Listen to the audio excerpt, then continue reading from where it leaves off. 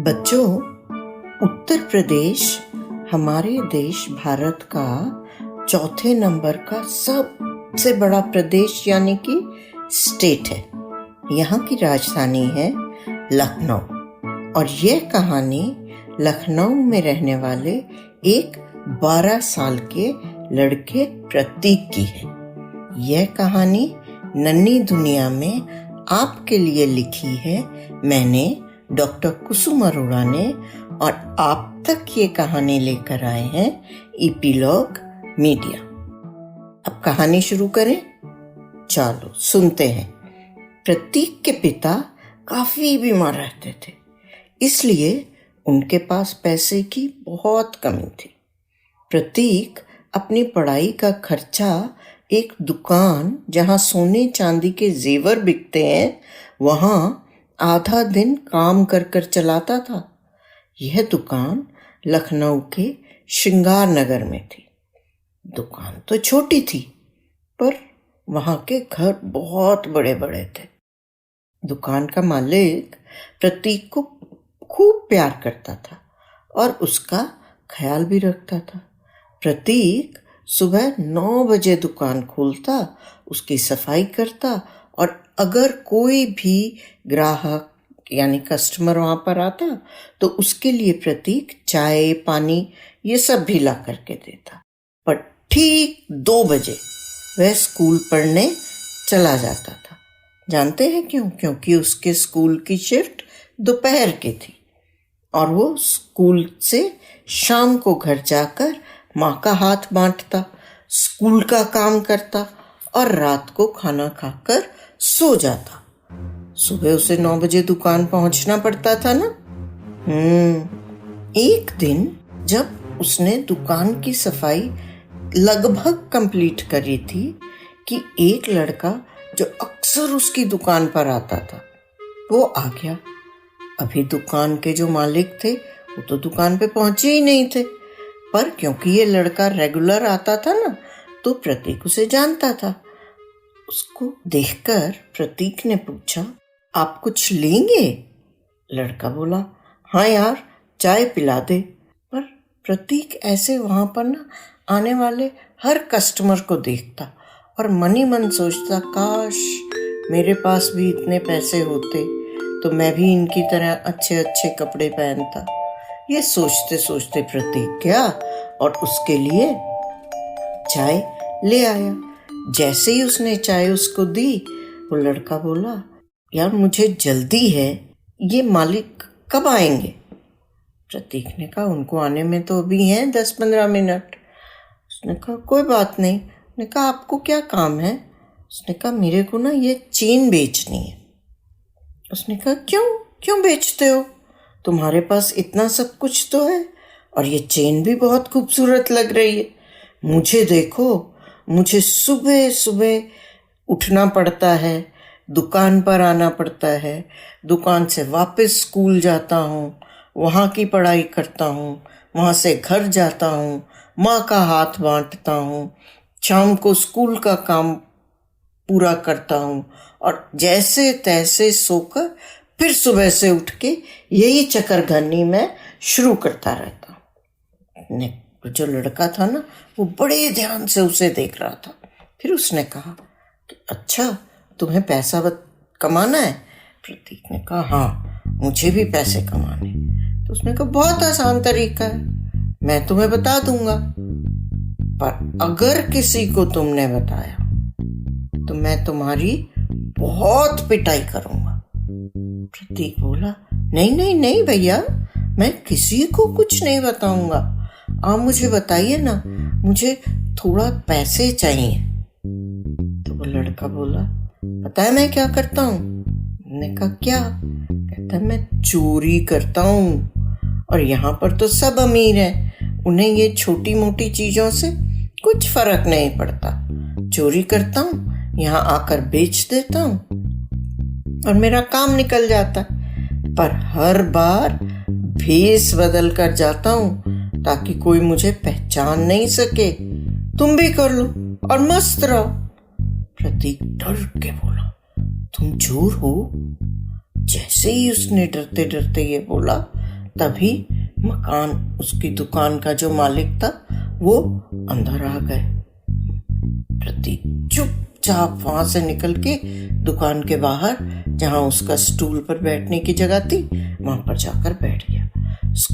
Stool पर बैठे बैठे प्रतीक सोचने लगा कि कितनी गलत बात है चोरी करना, पर अगर एक बार उसे थोड़े से पैसे मिल जाए तो वो मम्मा के लिए अपनी एक खाने का स्टॉल लगवा देगा।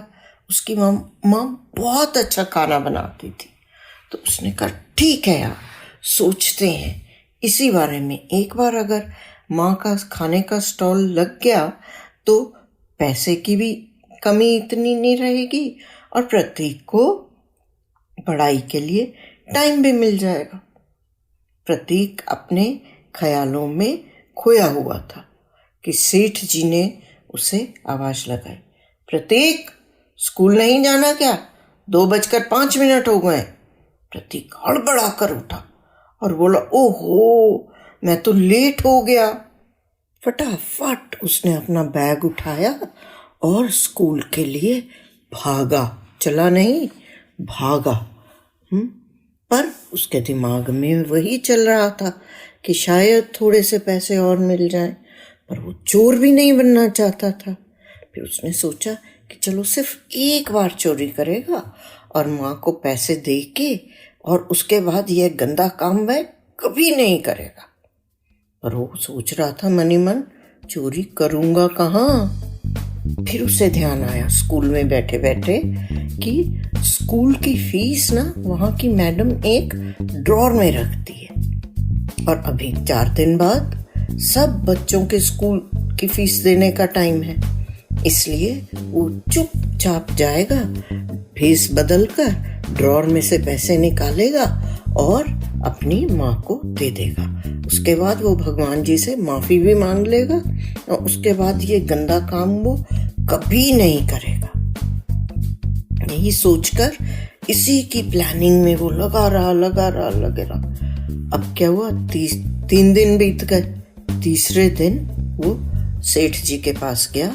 दुकान का मालिक जो था ना, उसको वो सेठ जी बुलाता था।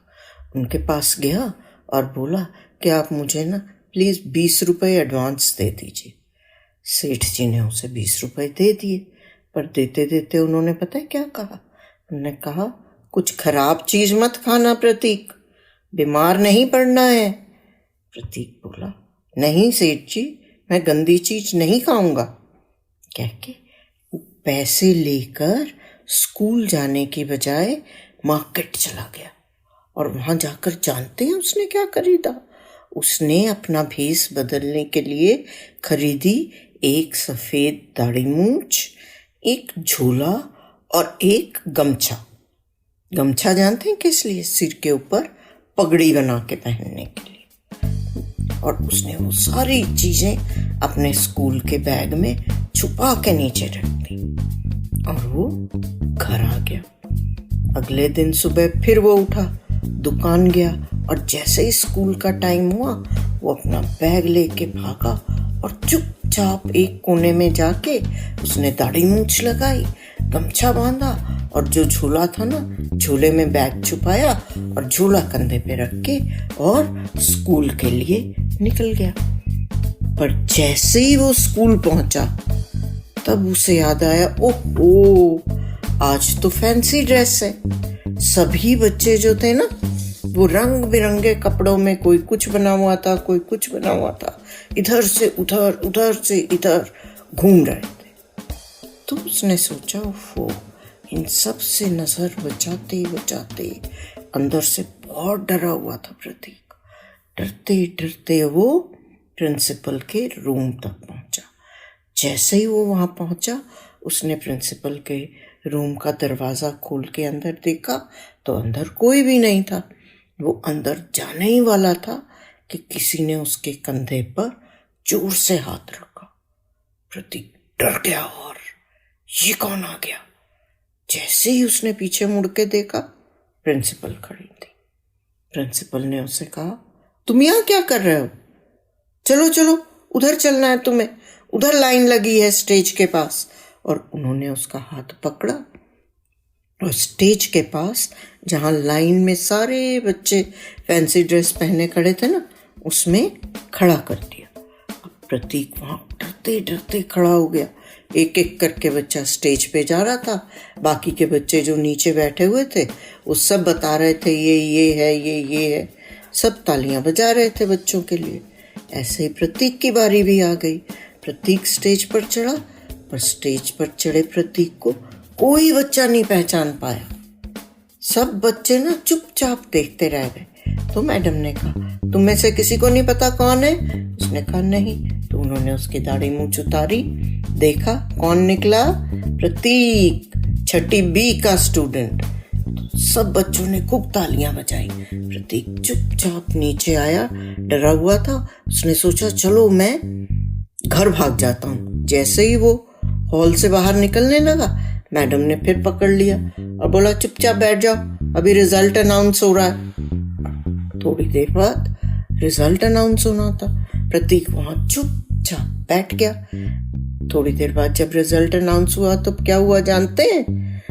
सब बच्चों के सामने मैम ने कहा कि आज का फैंसी ड्रेस कंपटीशन 6ठी बी के प्रतीक ने जीता है। सब बच्चों ने खूब तालियां बजाई। प्रतीक बेचारा तो और भी घबरा गया। उसे कैसे किसी ने हाथ पकड़कर स्टेज पे भेजा और मैम ने कहा कि आज प्रतीक को एक सर्टिफिकेट दिया जाता है जिसमें ये बताया जा रहा है कि इसकी 1 साल की फीस माफ हो गई है और इसको 2000 रुपए कैश दिया जाता है। प्रतीक की तो आंखों से आंसू बहने लग गए। वो बहुत भावुक हो गया। उसने फटाफट मैडम के पांव छुए और मन ही मन भगवान को थैंक यू करने लगा और माफ़ी मांगने लगा कि आपने मुझसे इतना गंदा काम करने से रोक लिया, मेरे को बचा लिया आपने, नहीं तो मैं चोर बन जाता और मेरी माँ को कितना दुख होता। भागा भागा सीधा पैसे और सर्टिफिकेट हाथ में पकड़ के वो अपनी मम्मी के पास गया और माँ को पैसे दिए कि माँ अब तू स्टॉल खोल ले। माँ भी बहुत खुश हुई। उसने कहा कि तूने मुझे बताया भी नहीं, सेठ जी से 20 रुपए भी ले लिए और फैंसी ड्रेस कंपटीशन भी जीत गया। प्रतीक ने रोते रोते माँ को सारी सच्ची बात बता दी। माँ ने उसे डांटा नहीं, पर उसे समझाया कि कभी भी किसी की दूसरे की चीज देखकर लालच मत करो। जो तुम्हारे पास है उसको संभाल के रखो और उसी से गुजारा करो। गलत काम कभी नहीं करना चाहिए। प्रतीक ने अपनी गलती सुधार ली और आगे से सही सोच रखने की कसम खाई। और अब आप सब लोग भी सोचिए कि कभी किसी की दूसरे की चीज के ऊपर लालच नहीं करना चाहिए। नन्ही दुनिया में कहानी सुनने के लिए धन्यवाद। प्लीज अपने कमेंट्स हमसे जरूर शेयर करें, हमें इंतजार रहता है। यदि आप एप्पल पॉडकास्ट यूज करते हैं तो हमें रेट करना ना भूलें। और आप इपीलॉग मीडिया की वेबसाइट पर भी नन्ही दुनिया सब्सक्राइब कर सकते हैं या अपने मनपसंद किसी भी पॉडकास्ट प्लेटफॉर्म जैसे स्पॉटिफाई, गाना, जियो सावन, एप्पल पॉडकास्ट वगैरह अपनी सब्सक्रिप्शन जरूर कंटिन्यू रखें ताकि आपको नोटिफिकेशंस मिलती रहें।